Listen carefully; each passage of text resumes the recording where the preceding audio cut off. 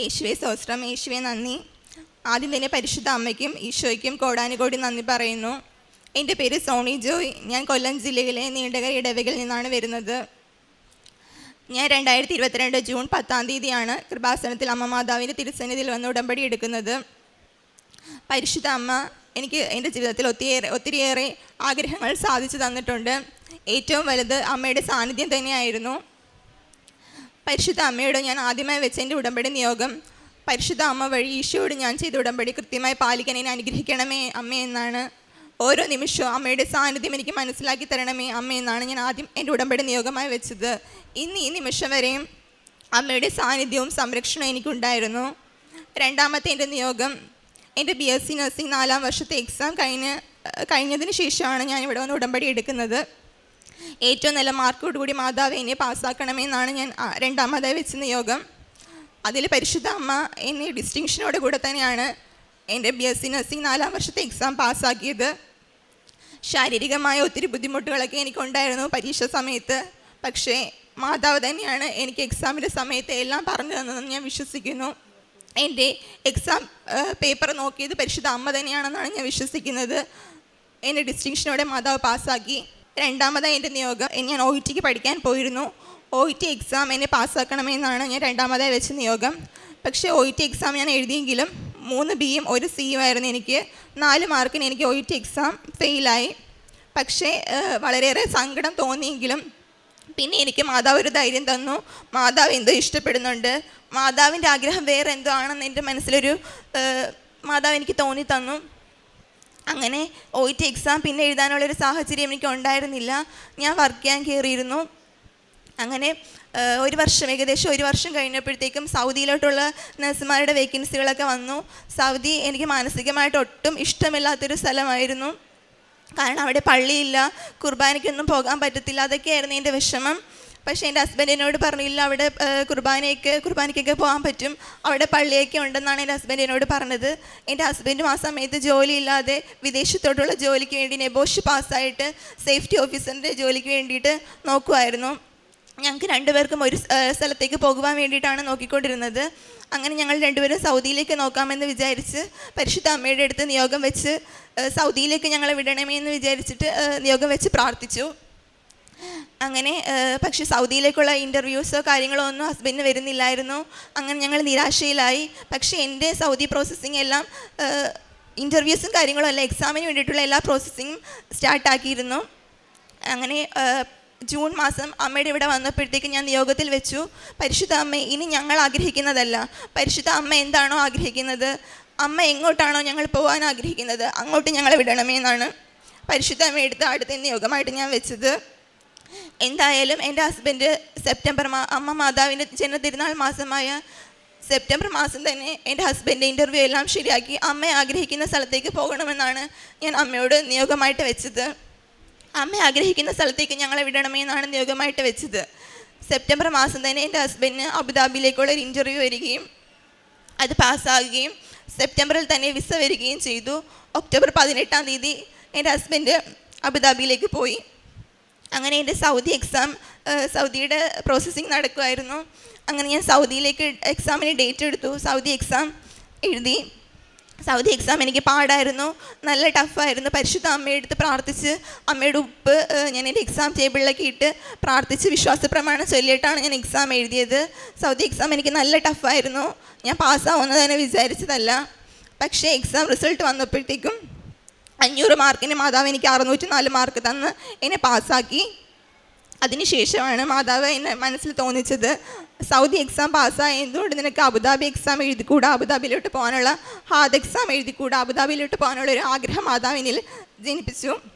അങ്ങനെ ഞാൻ എൻ്റെ ഹസ്ബൻഡ് അവിടെയാണല്ലോ, അപ്പോൾ എല്ലാവരും എൻ്റെ അടുത്ത് പറഞ്ഞു അബുദാബി പോകുന്നതല്ലേ നല്ലത്, സൗദിനേക്കാളും മാനസികമായിട്ട് എനിക്ക് ഒട്ടും ഇഷ്ടമില്ലാത്ത സ്ഥലമാണ് സൗദി. എന്നിട്ട് ഞാൻ എൻ്റെ അബുദാബി പ്രോസസ്സിങ് സ്റ്റാർട്ടാക്കി. മാതാവിൻ്റെ അടുത്ത് ഞാൻ പ്രാർത്ഥിച്ചത്, മാതാവേ അമ്മ സമയ ചുരുക്കത്തിൻ്റെ മാതാവാണ്, സമയ ഘടികാരം നെഞ്ചിൽ ചേർത്തിയ മാതാവാണ്. മാതാവേ സമയം എത്രയും പെട്ടെന്ന് എൻ്റെ പ്രോസസ്സിങ് എല്ലാം തീർത്ത് മാതാവേ എത്രയും പെട്ടെന്ന് എനിക്ക് അബുദാബിയിലേക്ക് പോകാനായിട്ട്, അമ്മ ആഗ്രഹിക്കുന്ന സ്ഥലത്തേക്ക് പോകാനായിട്ട് എന്നെ അനുഗ്രഹിക്കണമേ എന്ന് ഞാൻ പ്രാർത്ഥിച്ചു. ഞാൻ പ്രോസസ്സിങ് സ്റ്റാർട്ടാക്കി 1 മാസം പറഞ്ഞ പ്രോസസ്സിങ് ഒക്കെ എനിക്ക് 2 ആഴ്ച കൊണ്ടാണ് എല്ലാം റെഡിയായിക്കൊണ്ടിരുന്നത്. അവർ 2 ആഴ്ച പറഞ്ഞെങ്കിൽ എനിക്ക് 2 ദിവസം കൊണ്ടാണ് അതെല്ലാം ശരിയായിക്കൊണ്ടിരുന്നത്. എല്ലാം എത്രയും പെട്ടെന്ന് തന്നെ റെഡിയായി. ഞാൻ എക്സാം ഡേറ്റ് എടുത്തു. ഞാൻ റിസൈൻ ചെയ്തിറങ്ങി പിറ്റേ ദിവസം തന്നെ ഞാൻ ക്ലാസ്സിന് ജോയിൻ ചെയ്തു. ഈ ക്ലാസ്സിന് പോകുന്നതിന് മുമ്പ് പരിശുദ്ധ അമ്മയുടെ ഇവിടെ വന്നിട്ട് കൃപാസനത്തിൽ വന്ന് പ്രാർത്ഥിച്ചിട്ടാണ് ഞാൻ ക്ലാസ്സിന് പോയത്. ഫെബ്രുവരി 19 തീയതി ഇവിടെ വന്ന് പ്രാർത്ഥിച്ചിട്ടാണ് ക്ലാസ്സിന് പോയത്. ക്ലാസ് 1 മാസമായിരുന്നു. പരിശുദ്ധ അമ്മയുടെ സാന്നിധ്യം ആ ക്ലാസ്സിലുടനീളം എനിക്കുണ്ടായിരുന്നു. അമ്മ എനിക്ക് പറഞ്ഞു തന്ന് പഠിപ്പിച്ച് തരുന്നത് പോലെയാണ് എനിക്ക് തോന്നിയത്. കാരണം അത്രമാത്രം എനിക്കത് പഠിക്കാൻ പറ്റി. എനിക്ക് ആരോ എൻ്റെ മനസ്സിൽ എനിക്ക് പറഞ്ഞു തന്ന് പഠിപ്പിക്കുന്നത് പോലെയാണ് എനിക്ക് തോന്നിയത്. അത്രയ്ക്ക് എനിക്ക് ഇന്ന് വരെ അങ്ങനെ പഠിക്കാൻ പറ്റിയിട്ടില്ല. കാരണം അത്രയ്ക്ക് എനിക്ക് ഫീൽ ഉണ്ടായിരുന്നു, മാതാവിൻ്റെ കൂടെ ഉണ്ട്, മാതാവിൻ്റെ സാന്നിധ്യം എൻ്റെ കൂടെ ഉണ്ടെന്നുള്ളൊരു ഫീൽ എനിക്കുണ്ടായിരുന്നു. എൻ്റെ ഹോസ്റ്റലിലാണെങ്കിൽ പോലും എനിക്ക് പ്രാർത്ഥിക്കാനായിട്ട് അമ്മ മാതാവ് ഒരു സ്ഥലം ഒരുക്കി വെച്ചിരുന്നു. പ്രാർത്ഥിക്കാൻ എനിക്കൊരു അസൗകര്യങ്ങളും അവിടെ ഇല്ലായിരുന്നു. എനിക്ക് കുർബാനൻ്റെ ക്ലാസ് ടൈം 7:30 മുതൽ രാത്രി 9 വരെയാണ് ക്ലാസ് ടൈം. അപ്പം ഞായറാഴ്ച അങ്ങൊന്നും കുർബാനയ്ക്കൊന്നും ആരും പോവാറില്ല. പക്ഷേ എനിക്ക് കുർബാനയ്ക്ക് പോയില്ലെങ്കിൽ ഭയങ്കര ബുദ്ധിമുട്ടാണ് മനസ്സിന്. അങ്ങനെ ഞാൻ അവിടെ ഹോസ്റ്റലിൽ പറഞ്ഞു. അപ്പോൾ വേറെ 2 പിള്ളേരും കൂടെ ഉണ്ടായിരുന്നു. അങ്ങനെ 6 മണിക്ക് 6:15 അവിടെ കുർബാന. 6 മണിക്ക് തന്നെ എനിക്ക് കുർബാനയ്ക്ക് പോകാനും സാധിച്ചു. പരിശുദ്ധ അമ്മേനെ അതിനും അനുഗ്രഹിച്ചു. എന്തൊരു ക്ലേശകരമായ അവസരത്തിലാണെങ്കിലും പരിശുദ്ധ അമ്മയെ ഞാൻ വിളിക്കുമ്പോൾ തന്നെ അമ്മ ഓടി വരുമായിരുന്നു. അങ്ങനെ ഞാൻ എക്സാം ഡേറ്റ് ഹാദിന് അബുദാബിയിലേക്കുള്ള എക്സാം ഡേറ്റ് എടുത്തത് 21 തീയതി മാർച്ച് 21 3 മണിക്കാണ് എക്സാം ഡേറ്റ് എടുത്തത്. പരിശുദ്ധ അമ്മ തന്നെയാണ് അമ്മയെടുത്ത് പ്രാർത്ഥിച്ചിട്ടാണ് അമ്മ എനിക്ക് ആ ഡേറ്റ് തന്നത്. അങ്ങനെ ഡേറ്റ് എടുത്തു. മാർച്ച് 21 എനിക്ക് അച്ഛനെ കാണാൻ അതിനു മുമ്പ് വരണമെന്ന് ആഗ്രഹം ഉണ്ടായിരുന്നു. പക്ഷേ അവിടെ നിന്ന് എന്നെ വിട്ടില്ല. ഞാൻ അമ്മയോട് പ്രാർത്ഥിച്ചു, മാതാവേ എനിക്ക് 3 മണിക്കായിരുന്നു എക്സാം. പക്ഷേ ആ പരിശുദ്ധ അമ്മയുടെ മുമ്പിൽ വന്ന് പ്രാർത്ഥിച്ചിട്ടേ ഞാൻ എക്സാമിന് പോകത്തുള്ളൂ, ഇവിടെ വന്ന് പ്രാർത്ഥിച്ചിട്ടേ അമ്മയുടെ അടുത്ത് പ്രാർത്ഥിച്ചിട്ടേ പോകത്തുള്ളൂ എന്ന് ഞാൻ അമ്മയോട് പറഞ്ഞിരുന്നു. അതുപോലെ തന്നെ മാർച്ച് 21 രാവിലെ ഞാൻ കുർബാനയ്ക്ക് വന്ന് കുർബാന ആരാധനയെല്ലാം കൂടി പ്രാർത്ഥിച്ച് ഒരുങ്ങിയിട്ടാണ് ഞാൻ എക്സാമിന് വേണ്ടി പോയത്. ഇവിടുന്ന് അമ്മയോട് ഞാൻ കരഞ്ഞ് പ്രാർത്ഥിച്ചത്, മാതാവേ എനിക്ക് സാക്ഷ്യം പറയാൻ പറ്റണം, സാക്ഷ്യം പറയാനുള്ള എൻ്റെ കൊതി അമ്മ സാധിച്ചു തരണം. എപ്പോഴും ഞാൻ അമ്മയോട് പ്രാർത്ഥിക്കുന്നതിന് സാക്ഷിയാക്കി മാറ്റണേ മാതാവേ. അന്ന് മൊത്തം ഞാൻ പ്രാർത്ഥിച്ചത്, പരിശുദ്ധ അമ്മ എനിക്ക് ഇവിടെ നിന്ന് ഈ പുണ്യമായ അൾത്താരിൽ നിന്ന് സാക്ഷ്യം പറയണമെന്നാണ് പരിശുദ്ധ അമ്മയോട് ഞാൻ പ്രാർത്ഥിച്ചത്. അപ്പം ഞാൻ കണ്ണ് തുറന്ന് പ്രാർത്ഥിച്ച് കരഞ്ഞ് പ്രാർത്ഥിച്ച് കണ്ണ് തുറന്നപ്പോഴത്തേക്കും അമ്മ എന്നോട് അമ്മയെ ഞാൻ നോക്കിയപ്പോഴത്തേക്കും അമ്മ എന്നെ ചിരിച്ചുകൊണ്ട് എന്നെ നോക്കുന്നതാണ് എനിക്ക് കണ്ടത്. അപ്പം എനിക്ക് മനസ്സിലായി ഞാൻ പാസ്സാവുമെന്ന്. കാരണം ഇവിടെ വന്ന് അമ്മയെ കൂട്ടിക്കൊണ്ടാണ് ഞാൻ പോകുന്നത് എക്സാമിന്. അതുകൊണ്ട് എന്തായാലും ഞാൻ പാസ്സാവുമെന്ന് എനിക്കറിയായിരുന്നു. അങ്ങനെ ഞാൻ എക്സാമിന് പോയി. എക്സാം ഹാളിൽ എക്സാമിന് ചെന്നപ്പോഴത്തേക്കും എനിക്ക് 3 മണിക്കാണ് എക്സാം. ഞാൻ അമ്മയോട് പ്രാർത്ഥിച്ച, മാതാവേ 3 മണിക്കാണ് എക്സാമെങ്കിൽ ഞാൻ 2:30 എക്സാമിന് കയറും.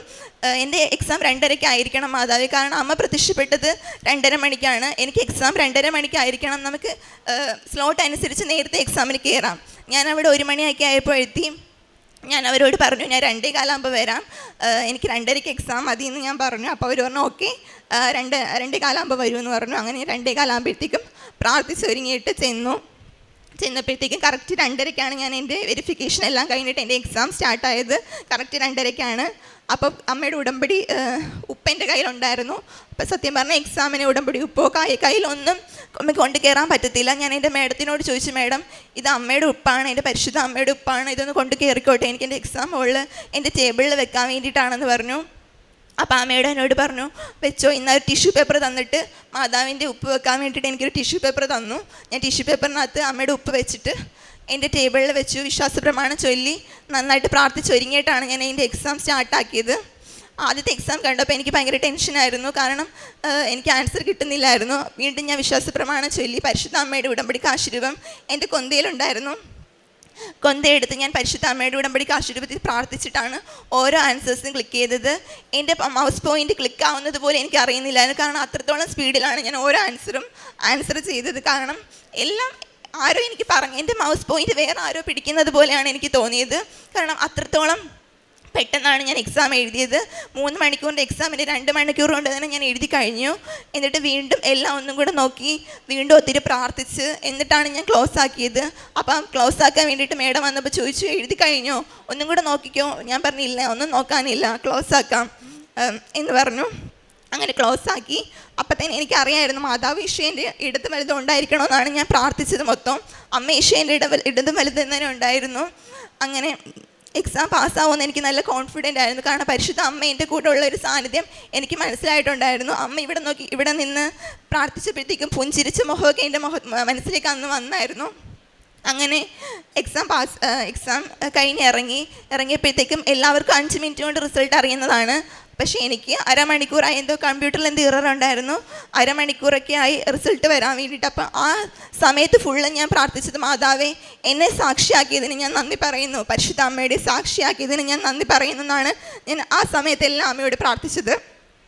അങ്ങനെ എൻ്റെ അവിടുത്തെ മേഡം പറഞ്ഞു, കൺഗ്രാജുലേഷൻസ്, ആദ്യ എക്സാം പാസ്സായിട്ടുണ്ട്, പരിശുദ്ധ അമ്മയ്ക്കും ഈശോയ്ക്കും നന്ദി. അങ്ങനെ ഞാൻ ആദ്യ എക്സാം പാസ്സായി. പരിശുദ്ധ അമ്മയെടുത്ത് ഞാൻ ഡേറ്റ് ഇട്ട് പ്രാർത്ഥിച്ചിരുന്നു. മാർച്ച് 25 അമ്മയുടെ മംഗളവാർത്ത തിരുനാൾ തന്നെ അമ്മയുടെ തിരുസന്നിധിയിൽ നിന്ന് എനിക്ക് സാക്ഷ്യം പറയണം. മാർച്ച് 31 മുമ്പ് തന്നെ ഞാൻ അബുദാബിയിലേക്ക് പോകണമെന്ന് ഞാൻ ഡേറ്റ് ഇട്ടാണ് അമ്മയെടുത്ത് പ്രാർത്ഥിച്ചത്. മാർച്ച് 21 എക്സാം ഞാൻ പാസ്സായി. മാർച്ച് 25 ഞാൻ അവിടുന്ന് 16 പേരെയും കൊണ്ട് ആണ് ഇങ്ങോട്ട് വന്നത്. പരിശുദ്ധ അമ്മയെടുത്ത് ഞാൻ പറഞ്ഞിരുന്നു, ഞാൻ സാക്ഷ്യം പറയാൻ വരുന്ന ദിവസം എന്നെക്കൊണ്ട് പറ്റുന്ന രീതിയിൽ കുറച്ച് പേര് കൃപാസനത്തിൽ കൊണ്ടുവരുമെന്ന് അമ്മയോട് ഞാൻ പറഞ്ഞിരുന്നു. അതുപോലെ തന്നെ ഞാൻ അമ്മയുടെ തിരുസന്നിധിയിലേക്ക് ഞാൻ പ്രാർത്ഥിച്ചൊരുങ്ങിയിട്ടാണ് അത്രയും പേരെ അമ്മയുടെ മുമ്പിലേക്ക് കൊണ്ടുവന്നത്. അമ്മയുടെ അടുത്ത് വരാൻ ആഗ്രഹിക്കുന്നവർ, അത്യധികം ആഗ്രഹിക്കുന്നവർ, അമ്മ ആഗ്രഹിക്കുന്നവർ, അവരെല്ലാവരും അമ്മയുടെ തിരുസന്നിധിയിലേക്ക് കൊണ്ടുവരണം എന്ന് ഞാൻ അമ്മയെടുത്ത് പ്രാർത്ഥിച്ചിരുന്നു. പിന്നെ എൻ്റെ അടുത്ത നിയോഗം, ഞങ്ങൾ എൻ്റെ മാതാപിതാക്കൾക്ക് ഒരു വീടും സ്ഥലവും മേടിക്കാൻ വേണ്ടിയിട്ട് ആഗ്രഹിച്ചിരുന്നു. അപ്പം എൻ്റെ ഹസ്ബൻഡ് വീടിൻ്റെ അടുത്തോട്ട് തന്നെയാണ് നമ്മൾ നോക്കിയത്. അപ്പോഴത്തേക്കും ഒന്നും ശരിയാവുന്നില്ലായിരുന്നു. പെട്ടെന്നൊരു ദിവസം നമ്മുടെ സാമ്പത്തിക ശേഷിക്ക് പറ്റാത്ത രീതിയിലുള്ളൊരു വീട് സ്ഥലവും കണ്ടായിരുന്നു. അപ്പം ഞാൻ മാതാവിൻ്റെ അടുത്ത് പ്രാർത്ഥിച്ചു, മാതാവേ അമ്മയ്ക്ക് ഇഷ്ടമാണെങ്കിൽ ഈ വീട് സ്ഥലം ഞങ്ങൾക്ക് തരണേ, അമ്മയ്ക്ക് ഇഷ്ടമാണെങ്കിൽ മാത്രം മതി എന്നാണ് പ്രാർത്ഥിച്ചത്. അങ്ങനെ ഞങ്ങൾ വീട് കാണാൻ പോയപ്പോഴത്തേക്ക് പരിശുദ്ധ അമ്മയുടെ ഉപ്പ് കൊണ്ടുപോയിട്ട് ഓരോ റൂമിലും എല്ലാ വീടിൻ്റെ 4 വശത്തും ഇട്ട് പ്രാർത്ഥിച്ചിട്ടാണ് വീട് കണ്ടത്. പരിശുദ്ധ അമ്മയുടെ സഹായത്താൽ ഞങ്ങൾക്ക് ആ വീട് വാങ്ങിക്കാൻ സാധിച്ചു.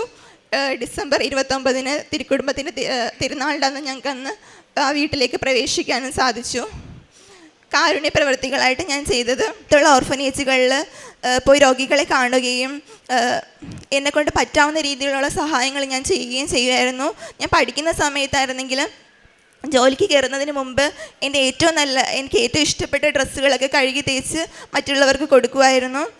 ജോലിക്ക് കയറിയതിന് ശേഷം സാമ്പത്തികമായിട്ടും എന്നെക്കൊണ്ട് പറ്റുന്ന രീതിയിലുള്ള സഹായങ്ങൾ ഞാൻ ചെയ്യുമായിരുന്നു. പിന്നെ ഉടമ്പടി പത്രം കൊടുക്കുക എന്നുള്ളത് എനിക്ക് ഭയങ്കര ഇഷ്ടമുള്ളൊരു കാര്യമാണ്. കാരണം അത്രയ്ക്കും പ്രാർത്ഥിച്ചൊരുങ്ങിയിട്ടാണ് ഞാൻ ഉടമ്പടി പത്രം ഇവിടുന്ന് മേടിച്ചിട്ട് കൊടുക്കുന്നത്.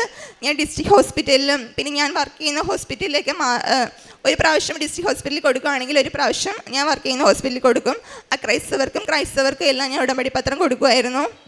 പരിശുദ്ധ അമ്മയെടുത്ത് പ്രാർത്ഥിച്ച് ഒരു കൃപാസനം പത്രം കൊടുക്കുമായിരുന്നു.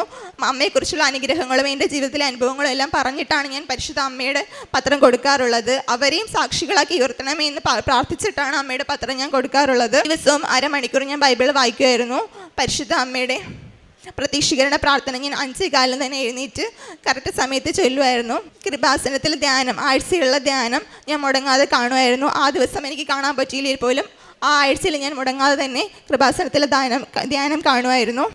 വിശുദ്ധ കുർബാന ഞാൻ ആദ്യമേക്ക് വീട്ടിൽ നിന്ന സമയത്താണെങ്കിൽ ദിവസവും കുർബാനയ്ക്ക് പോകുമായിരുന്നു. പിന്നെ ഡ്യൂട്ടിക്ക് പോയതിന് ശേഷം ഞായറാഴ്ചകളിൽ കുർബാന ഞാൻ മുടക്കാറില്ല. ഞായറാഴ്ചകളിൽ കുർബാന കൂടാറുണ്ട്. എനിക്കാണെങ്കിൽ എൻ്റെ ജീവിതത്തിൽ വന്ന ഏറ്റവും വലിയ മാറ്റം എന്ന് പറഞ്ഞാൽ മറ്റുള്ളവരെ സഹായിക്കാനുള്ളൊരു മനോഭാവം ഇല്ലാത്തൊരു വ്യക്തിയായിരുന്നു ഞാൻ. പക്ഷേ ഉടമ്പടി എടുത്തപ്പോൾ മറ്റുള്ളവരെ സഹായിക്കാനും അവരുടെ പ്രശ്നങ്ങളിൽ അവരെ ആശ്വസിപ്പിക്കാൻ എനിക്ക് സാധിച്ചിട്ടുണ്ട്. ക്ഷമ എന്നൊരു പുണ്യമാതാവ് എനിക്ക് നൽകി. എന്ത് തെറ്റ് ചെയ്താലും മറ്റുള്ളവരോട് മറ്റുള്ളവർക്ക് വേണ്ടി നമ്മളോട് ദേഷ്യമുള്ളവരോട് പോലും അവർക്ക് വേണ്ടി പ്രാർത്ഥിക്കാനുള്ളൊരു മനസ്സ് മാതാവ് എനിക്ക് തന്നു. ഇത്രയേറെ എൻ്റെ ജീവിതത്തിൽ തന്ന എല്ലാ അനുഗ്രഹങ്ങൾക്കും പരിശുദ്ധ അമ്മയ്ക്കും തിരുക്കുമാരനും ഞാൻ കോടാനുകോടി നന്ദി പറയുന്നു. ഈ ദിവസം തന്നെ പരിശുദ്ധമായ ഈ അൾത്താരിൽ നിന്ന് സാക്ഷ്യം പറയാൻ സാധിച്ചതിൽ ഞാൻ നന്ദി പറയുന്നു. ഇന്ന് ഞാൻ ഒത്തിരി കൊതിയോടെ അമ്മയോട് പ്രാർത്ഥിച്ചൊരു ദിവസമാണ്. ഇന്ന് ഞാൻ ഇവിടുന്ന് സാക്ഷ്യം പറയണമെന്ന് അമ്മ തന്ന അനുഗ്രഹങ്ങൾക്ക് എല്ലാം ഒത്തിരി നന്ദി. വെളിപാട് 3:8 നിന്റെ പ്രവൃത്തികൾ ഞാൻ അറിയുന്നു, ഇതാ നിന്റെ മുമ്പിൽ ആർക്കും പൂട്ടാൻ കഴിയാത്ത വിധം തുറന്നു കിടക്കുന്ന ഒരു വാതിൽ ഞാൻ സ്ഥാപിച്ചിരിക്കുന്നു. നിന്റെ ശക്തി പരിമിതമാണ്, എങ്കിലും നീ എൻ്റെ വചനം കാത്തു, എൻ്റെ നാമം നിഷേധിച്ചതുമില്ല. സോണി ജോയ് എന്ന ഈ സഹോദരി ഉടമ്പടി ജീവിതത്തിൽ ലഭിച്ച ഒത്തിരി നന്മകളെ അമ്മ മാതാവിൻ്റെ തിരുനടയിൽ സന്തോഷത്തോടെ സാക്ഷ്യപ്പെടുത്തുകയാണ്. മകളുടെ സാക്ഷ്യത്തിൻ്റെ പ്രത്യേകത പരിശുദ്ധമ്മയ്ക്ക് ഏറ്റവും നല്ല സ്ഥാനം കൊടുത്തുകൊണ്ട് ഉടമ്പടിയിൽ എങ്ങനെ ജീവിക്കണമോ അതനുസരിച്ചുള്ള ജീവിതം സൂക്ഷിച്ചുകൊണ്ട് ദൈവനാമത്തെ മഹത്വപ്പെടുത്തിയും ദൈവനാമത്തെ പ്രതി സ്വയം എളിമപ്പെടുത്തിയും ജീവിതം നയിച്ചുകൊണ്ട് ദൈവാനുഗ്രഹം പ്രാപിക്കുന്നതിൻ്റെ സാക്ഷ്യമാണ് മകൾ പങ്കുവച്ചത്. മകൾക്ക് ലഭിച്ച ഭൗതികമായ നന്മകൾ BSc നഴ്സിംഗിൻ്റെ പരീക്ഷ വിജയിച്ചു. സൗദിയിലേക്കുള്ള കാര്യങ്ങൾ ശരിയായി വന്നു. ജീവിത പങ്കാളിക്ക് അബുദാബിക്ക് അതിനിടയിൽ പോകുവാനുള്ള അനുഗ്രഹം ലഭിച്ചു. അതോടൊപ്പം സോണിക്ക് അബുദാബിയിൽ പോകുവാൻ വേണ്ടിയുള്ള ഹാർഡിൻ്റെ പരീക്ഷ നല്ല രീതിയിൽ എഴുതി വിജയിക്കുവാനായിട്ട് സാധിച്ചു. അതോടൊപ്പം മറ്റുള്ളവരോട് ക്ഷമിക്കുവാനും നന്മ പ്രവൃത്തികൾ ചെയ്യുവാനുമുള്ള നിരന്തരമായ സഹായം മകൾക്ക് എപ്പോഴും ലഭിച്ചുകൊണ്ടിരുന്നു. ഓരോ തവണയും മകൾ പറയുന്നുണ്ട്, ഉടമ്പടി എന്നെ കൈപിടിച്ച് നടത്തുകയായിരുന്നു, ഉടമ്പടിയിൽ ഞാൻ ആഴപ്പെട്ട് സന്തോഷത്തോടെ വിശ്വസിക്കുകയായിരുന്നു. അമ്മ മാതാവിൻ്റെ തിരുനടയിൽ വന്ന ഓരോ കാര്യവും സമർപ്പിച്ച് പ്രാർത്ഥിക്കുമ്പോൾ ഏറ്റവും നല്ലത് എനിക്കെപ്പോഴും ക്രമപ്പെടുത്തിക്കൊണ്ടിരുന്നു. OET എഴുതി പരാജയപ്പെട്ടപ്പോൾ അത് തൻ്റെ ആഗ്രഹമെന്ന് തിരിച്ചറിഞ്ഞ് ഇനി ഞാൻ ആഗ്രഹിക്കുന്നത് പോലെയല്ല, അമ്മ മാതാവ് ആഗ്രഹിക്കുന്നത് പോലെ എൻ്റെ ജീവിതത്തെ മുന്നോട്ട് നയിക്കണമേ എന്ന് പ്രാർത്ഥന മാറ്റുന്നത് മുതലാണ് ജീവിതത്തിൽ അനുഗ്രഹത്തിൻ്റെ തുടർച്ച നമ്മൾ കാണുന്നത്. ഞങ്ങളുടെ ആഗ്രഹം പോലെയല്ല, രണ്ടുപേരും ഭാര്യയും ഭർത്താവും ഒരുപോലെ ഞങ്ങൾ ഇഷ്ടപ്പെടുന്ന ഇടത്തേക്ക് പോകുവാൻ വേണ്ടിയല്ല, മറിച്ച് അമ്മ ആഗ്രഹിക്കുന്നിടത്തേക്ക് പോകുവാൻ ഞങ്ങൾക്ക് വഴിയൊരുക്കി തരണം, പദ്ധതി ഒരുക്കണം എന്നായിരുന്നു പ്രാർത്ഥന. അതാണ് ആദ്യം ജീവിത പങ്കാളി അബുദാബിയിലേക്ക് വളരെ ചുരുങ്ങിയ ദിവസങ്ങൾക്കുള്ളിൽ ഇൻ്റർവ്യൂ ലഭിച്ച് പോകുവാൻ കാരണമാകുന്നു. ഏറ്റവും ശ്രമകരമായ HND പരീക്ഷ മകള് വളരെ നല്ല രീതിയിൽ പങ്കെടുത്ത് വിജയിക്കുവാനും സമയച്ചുരുക്കത്തിൽ വിജയിക്കുവാനും അതോടൊപ്പം അതുവഴി അങ്ങോട്ടേക്ക് പോകുവാനുള്ള എല്ലാ കാര്യങ്ങളും മകളൊക്കെ ക്രമീകരിച്ച് കിട്ടുന്നത്. പ്രത്യേകമായിട്ട് നമ്മൾ ഈ സാക്ഷ്യത്തിൽ ശ്രദ്ധിക്കുന്നത് എപ്പോഴും അമ്മ മാതാവിന് ജീവിതത്തിനൊപ്പം ഒരു സ്ഥാനം കൊടുക്കുന്നു. കാര്യം നേടുവാൻ വേണ്ടിയുള്ള പ്രാർത്ഥനയല്ല, കൂടെ മറിയത്തിനൊപ്പം സഞ്ചരിക്കുവാനുള്ള ജീവിതമാണ് നമ്മൾ ഓരോരുത്തരുടേതുമെന്ന് സാക്ഷ്യം നമ്മളോട് പങ്കുവയ്ക്കുകയാണ്. എൻ്റെ അമ്മ ആഗ്രഹിക്കുന്നതനുസരിച്ച് എൻ്റെ ജീവിതക്രമത്തെ ഒന്ന് ചിട്ടപ്പെടുത്തുക, വിശ്വാസത്തിൽ അല്പം കൂടി ഒന്ന് ആഴപ്പെടുക, വിശ്വസ്തത കൈമോശം വരാതെ സൂക്ഷിക്കുക. തിരിച്ചടികൾ ഉണ്ടാകുന്നുണ്ട്, പരീക്ഷയുടെ റിസൾട്ട് വരുവാൻ വൈകുന്നുണ്ട്, ഇടയ്ക്ക് ജോലിക്ക് ക്ലേശങ്ങൾ സംഭവിക്കുന്നുണ്ട്. അപ്പോഴൊക്കെയും ഉടമ്പടിയിൽ ഒരു ചാഞ്ചാട്ടമില്ല, ഉടമ്പടിയിൽ വിശ്വസ്തയോടെ നിലനിൽക്കുകയാണ്. മികവുള്ളത്, ഇതിലും മികച്ചത് എനിക്കമ്മ കൊണ്ടുവന്ന് തരും, ഞാൻ അതിനു വേണ്ടി കാത്തിരിക്കും. ആ റിസൾട്ട് എല്ലാവർക്കും 5 മിനിറ്റ് കൊണ്ട് വരുമ്പോൾ മകളുടെ HND പരീക്ഷയുടെ റിസൾട്ട് അരമണിക്കൂർ വൈകുന്നുണ്ട്. അപ്പോൾ സാധാരണഗതിയിൽ ആദ്യ പിടിച്ച് ആകുലപ്പെട്ട് എന്തെങ്കിലുമൊക്കെ മനസ്സുകൊണ്ട് പറയേണ്ടതാണ് സ്വാഭാവികമായിട്ടും. മകൾ പറയുന്നത് എന്താണ്? ഞാൻ ആ അരമണിക്കൂർ സമയം മുഴുവനും ഞാൻ അമ്മ മാതാവിന് നന്ദി പറഞ്ഞ് പ്രാർത്ഥിച്ചു കൊണ്ടിരുന്നു. എന്നെ പ്രത്യക്ഷീകരണത്തിന് സാക്ഷിയാക്കിയതിന് നന്ദി എന്ന് അമ്മയോട് പറഞ്ഞ് പ്രാർത്ഥിച്ചു കൊണ്ടിരുന്നു. അതാണ് വിശ്വാസത്തിൻ്റെ വിശ്വസ്തത എന്ന് പറയുന്നത്. ഉടമ്പടിയിലുള്ള ഉറപ്പെന്ന് പറയുന്നത് അമ്മ മാതാവ് കരം പിടിച്ചുവെന്ന് വിശ്വസിക്കുന്ന ഒരാൾക്ക് ജീവിതം ഏതെങ്കിലുമൊക്കെ ആകുലപ്പെടുന്ന നിമിഷങ്ങളിലേക്ക് തള്ളിയിടപ്പെട്ടാലും അത് ഒരിക്കലും അത് സങ്കടത്തിനോ പരിദേവനത്തിനോ പരാതി പറച്ചിലിനോ കാരണമാവില്ല. മറിച്ച് ദൈവനാമത്തെ മഹത്വപ്പെടുത്തുന്നത് മാത്രം അധരത്തിലൂടെ ലോകത്തിലേക്ക് പുറപ്പെട്ടുകൊണ്ടിരിക്കും. അതാണ് മകൾ പല നമ്മളോട് ആവർത്തിച്ച് പറയുക. ഞാൻ അവിടെ പരീക്ഷയ്ക്ക് വേണ്ടി പോയി. പരീക്ഷയ്ക്ക് വേണ്ടി പോകുമ്പോൾ ചുരുങ്ങിയ സമയമേ ഉള്ളൂ.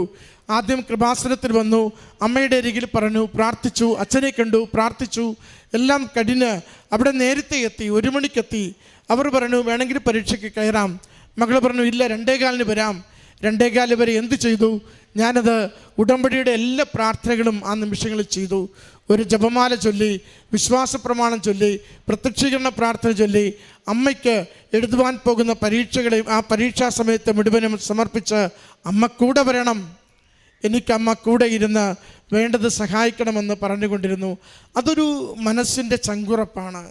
എൻ്റെ അമ്മയെക്കൊണ്ട് മാത്രമേ ഞാൻ ഈ പരീക്ഷയ്ക്ക് കയറുന്നുള്ളൂ.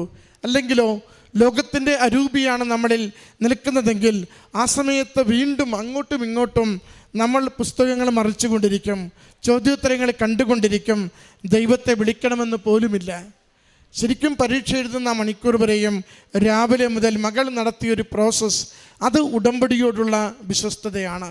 അതാണ് ശരിക്കും ഈ സാക്ഷ്യത്തിൻ്റെ പ്രത്യേകതയും. രാവിലെ വന്ന് അമ്മയെ കണ്ട് അമ്മയുടെ അരികിൽ എല്ലാം പറഞ്ഞ് ഈ നാളുകളിൽ പഠിക്കുവാനും പ്രാർത്ഥിക്കുവാനും ലഭിച്ച അവസരങ്ങൾക്കൊക്കെ നന്ദി പറഞ്ഞുകൊണ്ട് സന്തോഷത്തോടെ പോവുക. നേരത്തെ എത്തിയെങ്കിലും ഒട്ടും ആദി പിടിക്കാതെ അല്പം കൂടി അമ്മയുടെ സന്നിധി, അമ്മയെ സ്മരിച്ചുകൊണ്ട് പ്രാർത്ഥിക്കുക. അകത്തേക്ക് ഉടമ്പടി ഉപ്പോ മറ്റൊന്നും കൊണ്ടുപോകുവാനാവില്ലെന്ന് തിരിച്ചറിയുമ്പോൾ അത് ഇൻവിജിലേറ്ററോട് ചോദിച്ച് ആ ഇൻവിജിലേറ്റർ കൊടുത്ത ആ ടിഷ്യൂ പേപ്പറിൽ അതൊന്ന് അല്പം ശേഖരിച്ചുകൊണ്ട് അത് ഒന്ന് തൻ്റെ മേശപ്പുറത്ത് വെച്ച് അമ്മയുടെ സാന്നിധ്യമായി അതിനെ കണ്ടുകൊണ്ട് പരീക്ഷയിലേക്ക് പ്രവേശിക്കുക. മകൾ പറയുന്നില്ലേ, എനിക്ക് എത്ര വേഗത്തിലാണ് ഓരോന്ന് ക്ലിക്ക് ചെയ്തതെന്ന് എനിക്ക് പോലും അറിയില്ല. എന്താണത്? അത് അമ്മയുടെ സാന്നിധ്യമാണ്. അമ്മ ചെവിയിലെന്തോ പറഞ്ഞു കൊടുക്കുന്നു, കൈകൾ എങ്ങനെയോ ചലിപ്പിച്ചു കൊണ്ടിരിക്കുന്നു. അതാണ് നല്ല വിജയത്തോടുകൂടി ഇതയദിനം, ഇതും എഴുതി പ്രാർത്ഥിച്ച ദിവസമാണ്. മംഗളവാർത്ത തിരുനാൾ ദിനത്തിൽ എൻ്റെ സാക്ഷ്യം പറയുവാൻ എനിക്ക് അവസരമൊരുക്കി തരണം. അത് അമ്മയോട് എഴുതി ആഗ്രഹത്തോടെ പ്രാർത്ഥിച്ച അതേ ദിനം തന്നെ മകൾ ഇന്ന് വലിയ നിർവൃതിയോടുകൂടി ആ സാക്ഷ്യം പങ്കുവയ്ക്കുകയാണ്. പ്രിയമുള്ളവരെ, അമ്മയോടൊപ്പമാണോ സഞ്ചരിക്കുന്നത്? നമുക്ക് ഉടമ്പടിയിൽ ആണ് എന്നതിനേക്കാൾ ഉപരി ഉടമ്പടിയിൽ നമ്മൾ വിശ്വസ്തതയുള്ളവരാണോ എന്ന് നമ്മൾ പരിശോധിക്കണം. ഉടമ്പടിയിൽ വിശ്വസ്തയോടെ നിലകൊള്ളുവാൻ ഏതെങ്കിലുമൊക്കെ ചെറിയ പ്രശ്നങ്ങൾ വരുമ്പോഴും നമ്മൾ ഉടമ്പടിയിൽ നിന്ന് മാറാതെ, ഞാൻ പിടിച്ചതിനപ്പുറം എൻ്റെ കരം എൻ്റെ അമ്മ നന്നായി മുറുകെ പിടിച്ചിട്ടുണ്ടെന്ന ബോധ്യത്തോടു കൂടി ജീവിതത്തെ മുന്നോട്ട് നയിക്കുവാൻ നമുക്ക് സാധിക്കുന്നുണ്ടോ? ആ കൃപയ്ക്ക് വേണ്ടി പ്രാർത്ഥിക്കണം. ഈ മകൾക്ക് ലഭിച്ച അനുഗ്രഹങ്ങൾക്ക് നന്ദി പറഞ്ഞുകൊണ്ട് കരങ്ങളടിച്ച് ഈ സാക്ഷ്യം നമുക്ക് സമർപ്പിക്കാം. അത്യപൂർവ ദൈവാനുഭവങ്ങൾ ഇനി നിങ്ങൾക്കും സ്വന്തം. ഈ യൂട്യൂബ് ചാനൽ ഇതുവരെ സബ്സ്ക്രൈബ് ചെയ്തിട്ടില്ലെങ്കിൽ ഇപ്പോൾ തന്നെ സബ്സ്ക്രൈബ് ചെയ്യുക. ഈ വീഡിയോ ഇപ്പോൾ തന്നെ നിങ്ങളുടെ സുഹൃത്തുക്കൾക്ക് ഷെയർ ചെയ്തുകൊണ്ട് കർത്താവിൻ്റെ പ്രേക്ഷിതരാകുക.